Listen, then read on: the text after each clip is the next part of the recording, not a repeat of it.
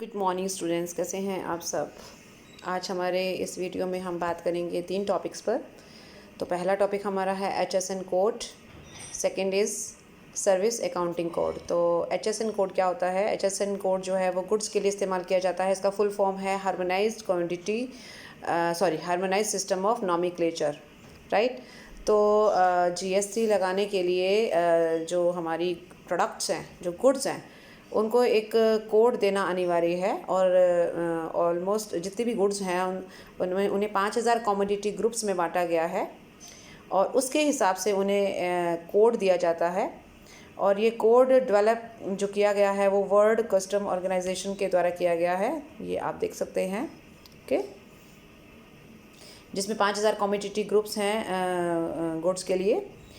तो HSN code के बगैर जो है ये ऐसा मतलब ये पॉसिबल नहीं होगा कि जब भी हम रजिस्टर करवाएंगे, जो भी हम क्या गुड्स खरीद रहे हैं, क्या बेच रहे हैं, तो इसके लिए हमें जो है रजिस्ट्रेशन कराने के लिए हमें HSN कोड की ज़रूरत पड़ेगी। लेकिन अगर हमारा टर्नओवर 1.5 करोड़ से कम का है तो HSN कोड की ज़रूरत नहीं है। लेकिन 1.5 से ऊपर जाते ही, 1.5 से ऊपर जाते ही अलग अलग डिजिट्स के हिसाब से कोड्स फिक्स किए जाते हैं। जैसे 1.5 करोड़ से 5 करोड़ की टर्नओवर के लिए 2 डिजिट HSN कोड प्रोवाइड किया जाता है। ये कोड्स पहले से ही फिक्स किए जाते हैं, तो बिलिंग के पॉइंट ऑफ व्यू से इन कोड्स का महत्व है। एग्जाम्पल आप देख सकते हैं कन्फेक्शनरी आइटम में, जैसे शुगर कन्फेक्शनरी है, राइट। तो बेस कोड जो है वो 1704 है, यानी 1704 है। अब आप आगे देख सकते हैं इसके आगे कुछ नए नए कोड्स, नए नए डिजिट्स लगा दिए गए हैं। जैसे 170410 ये च्युइंगम शुगर कोटेड वाला जो प्रोडक्ट होता है उसके लिए कोड बनाया गया है, राइट। इस तरीके से अलग अलग कोड्स के आगे आप देख सकते हो अलग अलग तरह की गुड्स लिखी गई हैं। तो ये गुड्स GST के अंदर इन चीज़ों की ट्रेडिंग के लिए, मतलब इन गुड जो भी गुड्स की ट्रेडिंग होती है, जो व्यापार होता है, जो सेलिंग होती है, सप्लाई होती है, तो उसके लिए क्योंकि GST लगाया जाएगा तो हमें इस कोड की ज़रूरत डेफिनेटली रहेगी। नेक्स्ट है हमारा सर्विस अकाउंटिंग कोड। ये सर्विसेज के लिए प्रोवाइड किया जाता है और इसका पूरा नाम है सर्विस अकाउंटिंग कोड, ओके। और इसमें भी सर्विस की क्लासिफिकेशन, जैसे ये था, ये भी गुड्स की क्लासिफिकेशन के लिए इस्तेमाल करते हैं कोड्स को। सिमिलरली सर्विसेज को क्लासीफाई करने के लिए, सर्विसेज को वर्गीकृत करने के लिए, मतलब अलग अलग ग्रुप्स में बांटने के लिए सर्विस अकाउंटिंग कोड का इस्तेमाल किया जाता है। इससे सर्विस की किस तरह की सर्विस है उसकी पहचान हो जाती है, उसका मेजरमेंट हो जाता है और उसके हिसाब से उसका टैक्सेशन लगाया जाता है, ठीक है। छोटे सा एग्जांपल लेते हैं, आप देख सकते हैं कि जैसे मान लीजिए 995411, इसके आगे लिखा हुआ है construction services of residential building, यानी कि ये जो पहला आपका 99 है, ठीक है, 9954 है, तो ये कंस्ट्रक्शन सर्विसेज के लिए यहाँ तक ये रहेगा।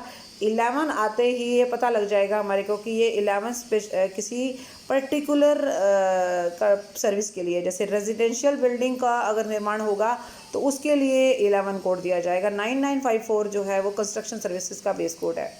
सिमिलरली आप देख सकते हैं 996421, तो ये है ट्रांसपोर्ट के लिए, लॉन्ग डिस्टेंस ट्रांसपोर्ट के लिए 9964 है। 21 आते ही इसकी स्पेशलाइजेशन बदल जाता है। लॉन्ग टर्म जो ट्रांसपोर्ट है वो किससे किया जाए, रेलवे से या मेट्रो से, तो उसके लिए 21 का इस्तेमाल करेंगे। और 22 तब इस्तेमाल होगा जब ये रोड ट्रांसपोर्ट होगा। आप देख सकते हो रोड लिखा हुआ है इसके आगे।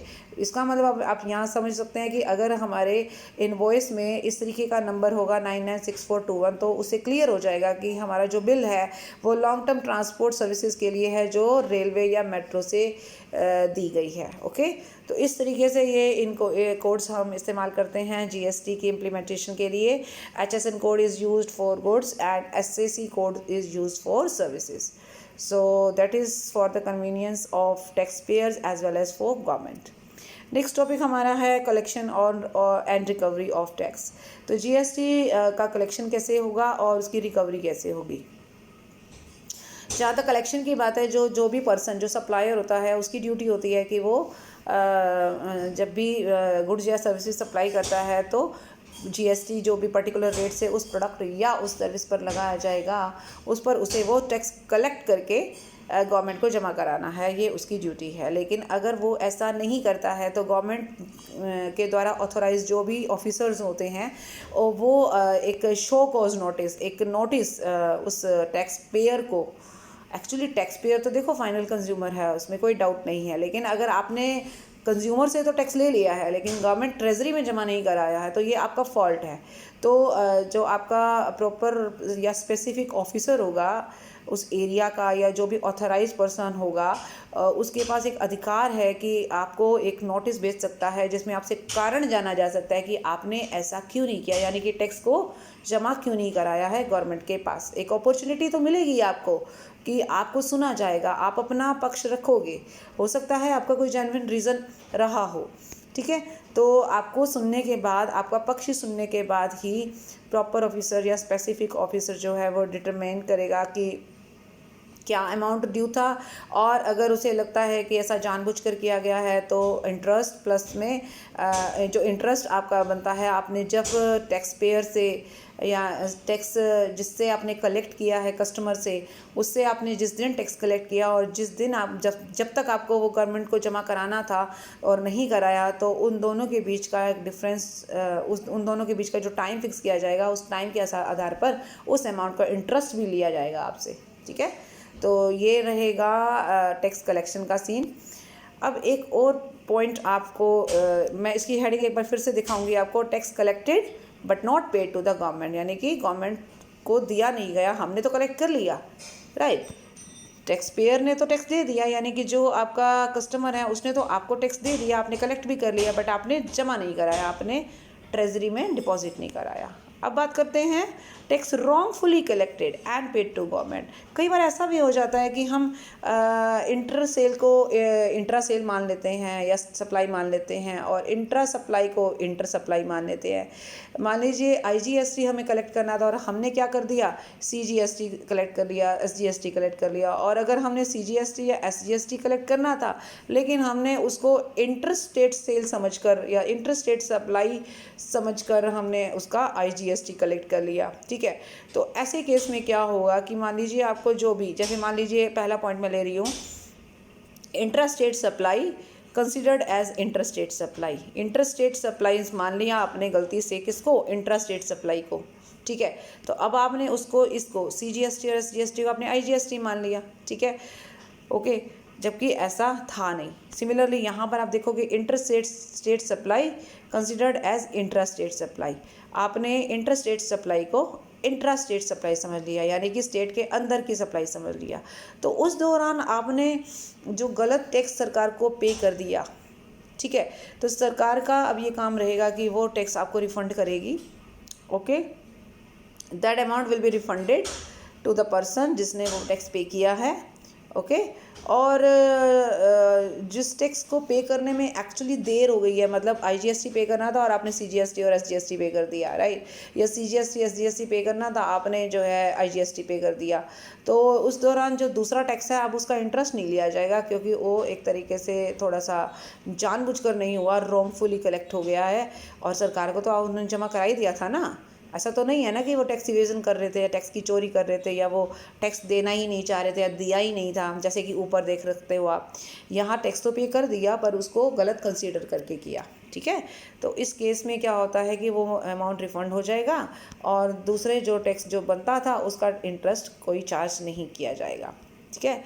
अब बात करते हैं नेक्स्ट टॉपिक की, दैट इज़ रिकवरी प्रोसीडिंग्स, ठीक है। रिकवरी का मतलब जो टैक्स हमें मिलना चाहिए और हमें नहीं मिला है तो क्या स्टेप्स उठाए जाएंगे।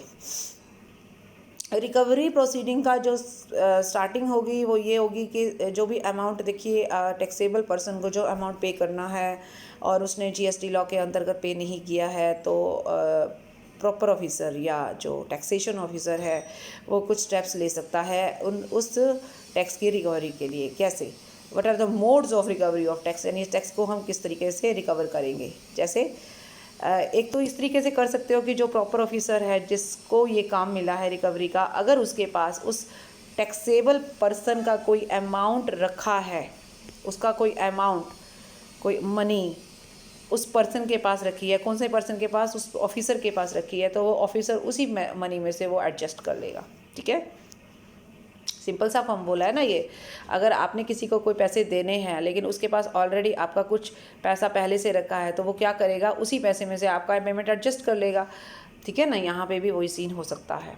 दूसरा कह रहा है अगर प्रॉपर ऑफिसर जो है क्या कर सकता है, उसको दूसरा तरीका ये है कि वो आपकी कोई भी गुड्स जो उसके पास रखी हैं, पहले वाले में था कि कोई आपका मनी उसके पास है, लेकिन दूसरे वाले में कोई गुड्स, कोई मूवेबल गुड्स जो है उसके ऑलरेडी उसके पास हैं, तो उन्हें डिटेन कर सकता है तब तक जब तक आप पैसा दे नहीं देते, यानी टैक्स नहीं पे कर देते। और डिटेन भी नहीं बल्कि उन गुड्स को सेल भी कर सकता है जो उस पर्सन से कनेक्टेड हैं जिस पर्सन को टैक्स देना था। डेफिनेटली ये हम पे भी लागू होता है। अगर हमने किसी को उधार दिया है और वो हमारा पैसा वापस नहीं कर रहा है, तो उधार में हमने कोई सिक्योरिटी अगर उससे रखवाई होगी, राइट, तो हम सिक्योरिटी को बेच सकते हैं ना। यहाँ पर सिक्योरिटी का तो मतलब नहीं बन रहा, यहाँ पे कोई सिक्योरिटी वर्ड यूज़ नहीं हो रहा, लेकिन हम ये बोल सकते हैं कि अगर प्रॉपर ऑफिसर के पास पर्टिकुलर पर्सन की या उस टैक्स पेयर का कोई भी मूवेबल प्रॉपर्टी या मूवेबल या कोई गुड्स रखी हैं, तो वो उन गुड्स को डिटेन कर सकता है, अपने पास रख सकता है, देगा नहीं वापस,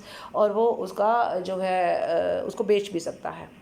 तीसरा जो तरीका है रिकवरी का, वो है recovery from the third party.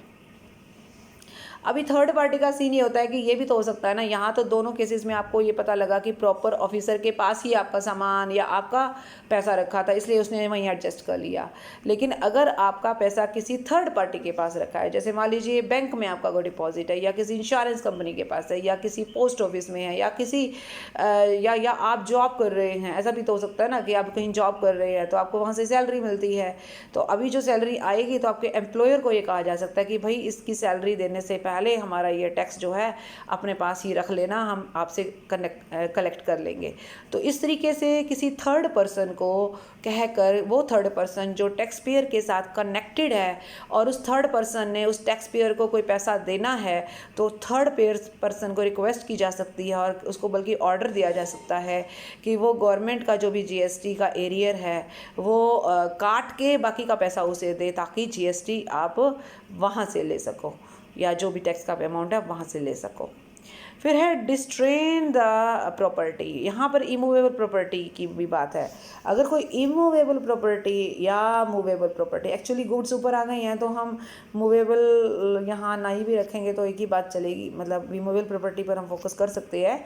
तो अगर आपकी कोई भी इमूवेबल प्रॉपर्टी या मूवेबल प्रॉपर्टी है under the control of such person कौन, प्रॉपर ऑफिसर, ठीक है, उसके पास अगर आपके पास रखी है तो वो आपकी प्रॉपर्टी को डिस्ट्रेन कर सकता है एंड सेल भी कर सकता है। अगर 30 मतलब एक तो पहले वो रोकेगा, और रोकने के भी 30 डेज़ तक अगर आपका पैसा अभी भी वापस नहीं आया है तो 30 डेज़ के बाद उसको एक अधिकार मिल जाएगा कि वो आपकी प्रॉपर्टी को बेच भी सकता है। ओके, रिकवरी का सर्टिफिकेट। अब रिकवरी सर्टिफिकेट का मतलब यहाँ पर क्या है, यहाँ पर जैसे आप जिस शहर में रहते हैं वहाँ जो कलेक्टर होता है उसको ये एक सर्टिफिकेट, एक मतलब एक रिक्वेस्ट लगा लीजिए कि मतलब एक तरीके से प्रॉपर ऑफिसर जो है एक सर्टिफिकेट साइन करके उस पर्सन को, जो कलेक्टर है आपके शहर का, उसे दे सकता है और उसे ये बता सकता है कि उसके शहर में कौन सा ऐसा व्यक्ति है जिसने ये टैक्स नहीं दिया है, तो ताकि वो उससे टैक्स कलेक्ट करके आपको जमा करा सके। तो ये भी एक तरीका है। ओके, कलेक्टर किसको, कलेक्टर ऑफ द डिस्ट्रिक्ट, जिस डिस्ट्रिक्ट में वो रहते हैं, इन विच सच पर्सन, जिसमें ये ऐसा पर्सन जिसके पास वहाँ की प्रॉपर्टी है, जैसे वहाँ वो रहता है ऑब्वियसली, ठीक है ना, जिस डिस्ट्रिक्ट में टैक्स पेयर रहता है उसकी कोई प्रॉपर्टी है, ठीक है, या बिजनेस चलाता है, और वहाँ के कलेक्टर को एक सर्टिफिकेट देकर हम इस पैसे की, इस टैक्स के रिकवरी के लिए कह सकते हैं। फिर नेक्स्ट है एप्लीकेशन टू द मैजिस्ट्रेट। तो यहाँ पर ये भी है कि उस डिस्ट्रिक्ट उस एरिया के अप्रोप्रिएट मैजिस्ट्रेट को एक जो है एप्लीकेशन दी जा सकती है कि आप जो है इस पर्सन के खिलाफ, जिस पर्सन की हम बात कर रहे हैं जिसने टैक्स नहीं दिया है, तो आप उससे रिकवर करके या उसके ऊपर फ़ाइन लगाइए और जो है हमारा टैक्स जो है उससे निकलवा के दीजिए, ठीक है। और इसके अलावा स्टेट गवर्नमेंट जो है जो या कई बार कई तरह के जैसे टैक्सेस और लगाए जाते हैं स्टेट गवर्नमेंट के द्वारा भी, म्यूनिसिपल कॉरपोरेशन के द्वारा भी, तो उन्हें भी ये एप्लीकेशन दी जा सकती है कि वो अपने टैक्सेस के साथ साथ हमारे टैक्सेस को जो ड्यू हैं उस पर्सन से जो उसने पे नहीं किए हैं, जीएसटी की हम बात कर रहे हैं, वो कलेक्ट करके सरकार को या प्रॉपर अथॉरिटी जिसको भी देना है उसको जमा करा दे। तो ये सारे तरीके थे उस टैक्स की रिकवरी के जो टैक्स अभी तक आपने यानी कि टैक्स पेयर ने पे नहीं किया है। इस वीडियो में आपके 3 टॉपिक कवर हुए। एक तो हुआ HSN, SAC and next one is collection and recovery of tax. तो thank you so much, bye bye and take care.